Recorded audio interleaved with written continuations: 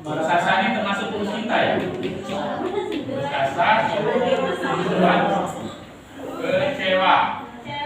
Iya, termasuk dua kategori ini. Misalnya dia pacaran, misalnya putus, kecewa. Itu bibit daripada konversi yang bersifat negatif. Saking negatifnya nyari tali, balik kiri.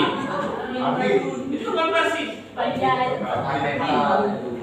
Ada yang tanpa kamu sadari sehari-hari niatnya bagus untuk menyelamatkan dirinya supaya dia selamat. Itu nyelamat dirinya apa? Berbohong. Bohong itu bibit daripada konversi yang negatif. Bohong.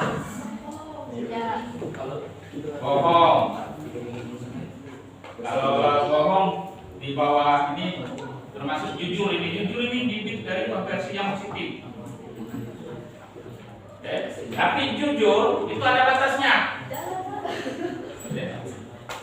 Jadi kamu sebagai seorang guru, sebagai seorang pendidik atau sebagai seorang pribadi, jujur itu ada batasnya. Ada batas norma, ada batas adatnya.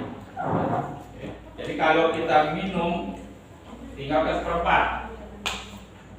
Kalau rahasia, ini misalnya kenalan dengan cowok, sudah sangat yakin, sudah terus terang bukannya. Kalau sudah terus terang, cowoknya bosan lari, akhirnya kecewa. Jadi batasnya apa? Sebatas apa ya, kalau lawan dari persamaan dari putus asa dan kecewa, batas pertengahannya sebelum percaya penuh, penasaran. Jadi cukup sebatas penasaran saja. Jadi kalau kita sebatas penasaran, itu baik perempuan maupun laki-laki setiap individu ingin dikejarnya terus sampai mau tuntas terus sampai 100%. Jadi kalau kamu sudah percaya dengan jawabnya 100%, bikin sebatas penasaran. Itu termasuk konversi penasaran. Tahu penasaran? Kalau orang meninggal penasaran namanya kan? Orang mati penasaran. Artinya dia belum mau mati tapi sudah mati.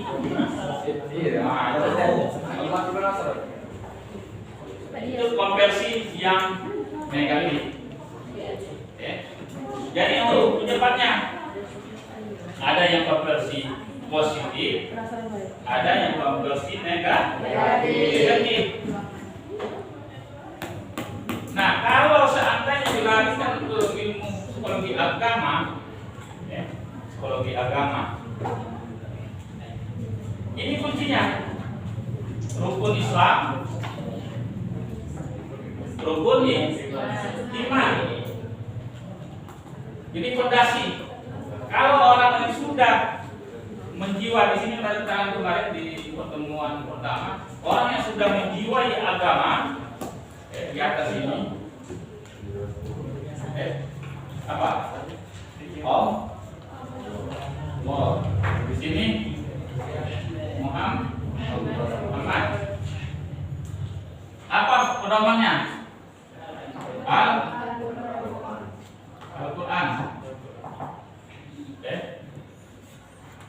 Al-Quran. Jadi pegangan kita berpedoman kepada Al-Quran. Makanya kalau di dalam rukun Islam yang pertama,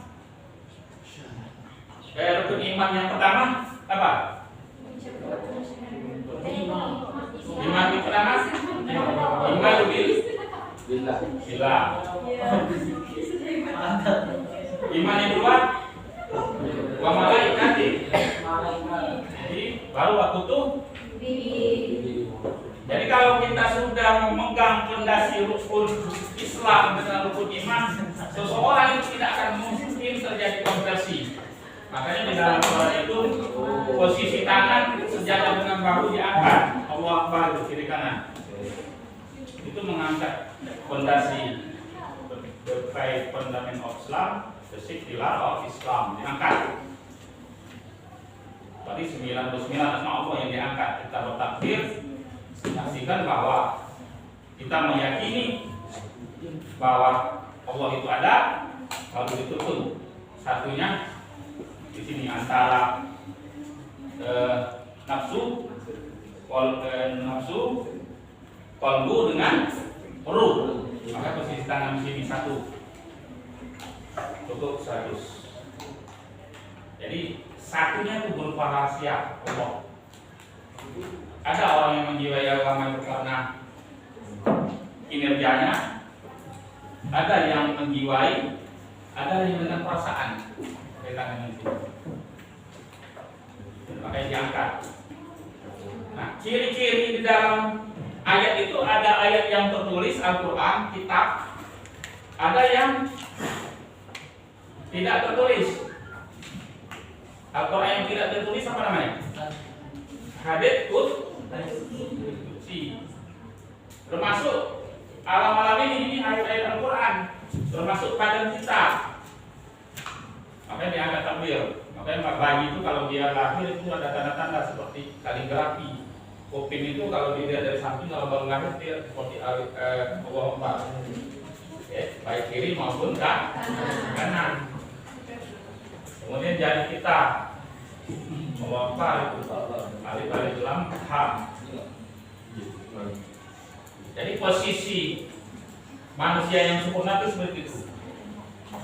Itu konversi menambahkan daripada yang diriwayatkan oleh keterangan kita tadi.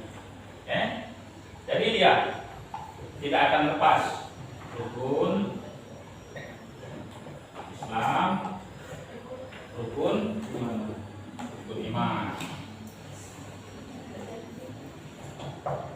Itu menambahkannya. Kemudian perkembangan filsafat dan agama bangsa Yunani itu ada kaitannya dengan bab yang sebelumnya, makanya kita kaitkan filsafat. Berkaitan dengan filsafat. Jadi untuk kelompok berapa ya saya tadi, kelompok 7 nanti saya beri tugas. Filsafat itu dia berpegang, filsafat itu ada di sini posisinya. Filsafat, filsafat ada yang berdasarkan hati nurani, ada yang berdasarkan penjiwaan, ada berdasarkan penelitian. Lahirlah filsafat di dalam dadanya. Dia berpedoman kepada pemikiran, maka lahirlah filosofi. Jadi kalau filsafat itu adalah benihnya dari dalam ruh, dalam penjiwaan, dalam perasaan, dalam pekerjaan, itu filsafat. Kalau diungkapkan berdasarkan pemikiran, itu namanya filosofi. Filosofi artinya pemikiran. Contohnya filsafat bangsa Indonesia apa? Pancasila. Kalau filsafat zaman kerajaan Majapahit apa? Sumpah Palapa.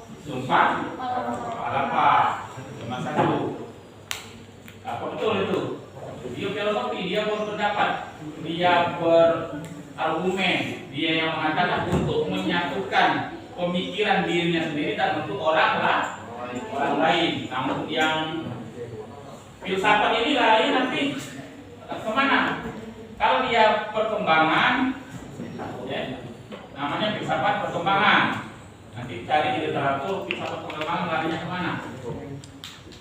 Kalau dia peradaban, namanya filsafat peradaban.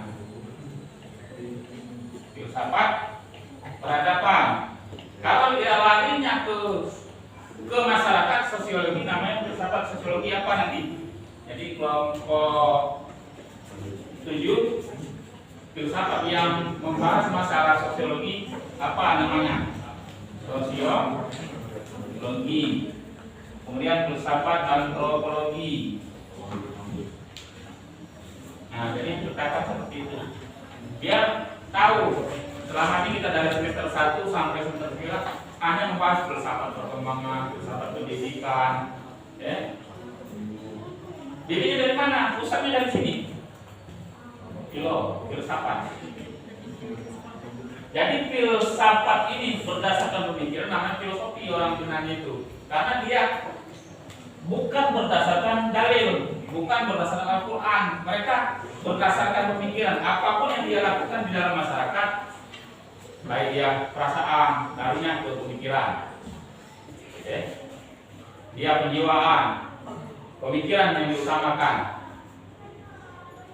Kemudian dalam bekerja, dalam masyarakat, yang jadi dasar adalah pemikiran, filosofi. Tinggal lagi filosofinya yang bagaimana. Kalau Islam, dia bukan di samping dia filsafat dan perasaan, filosofinya dia harus berdasarkan Al-Quran. Makanya dia berdampingan antara rukun iman dan rukun iman dan rukun Islam di kiri kanan dipegang. Kalau tidak berpedoman kepada yang rukun iman ini, maka dia akan terjadi konversi yang bersifat negatif. Misalnya apa? Konversinya negatif tadi, larinya. Kalau dia faktor ekonomi, orang kalau sudah buntu, pikirnya hilang, diajak uang agama mulai masuk, diajak nikah kalah. Daripada aku mati katanya. Masuk lagi agama lain. Berarti dia faktornya karena ekonomi konversinya. Ada orang yang pindah karena pergaulan. Dijelaskan tadi. Dia sekolah pendidikan di Amerika, menjadi materialis. Akhirnya dia pindah lagi ke Rusia, belajar marxis, jadi komunis. Itu berdasarkan pemikiran atau berdasarkan lingkungan. Kalau lingkungan itu sangat berpengaruh. Misalnya kalau orang kampung bilang kalau kulit kambing itu kalau dia dikeringkan, diikatkan ke drum, jadi bentuk. 5 waktu kena pukul terus. Padahal itu sudah dikeringkan. Ada kulit kambing dikeringkan, dibuat sarung seperti kotak untuk ada Al-Quran. Kemana-mana dibawa. Tempatnya yang enak. Artinya kalau bahasa pantunnya